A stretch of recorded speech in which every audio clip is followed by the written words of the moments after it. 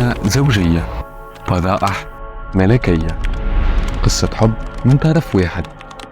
هذه كانت نبذة عن حياة الليدي ديانا أميرة الويلز وزوجة ولي عهد المملكة البريطانية في ذلك الوقت. Monsieur, bonjour. La princesse de Galles, Lady Di, est morte cette nuit à Paris dans un accident de voiture. وبعد مقتل الأميرة في حادث مرور صحبة حبيبها المصري دودي، اعتقد البعض إنها النهاية، لكن القصة لم تنتهي هنا، بل كانت البداية للكشف عن خفايا لم تكن معروفة للعموم.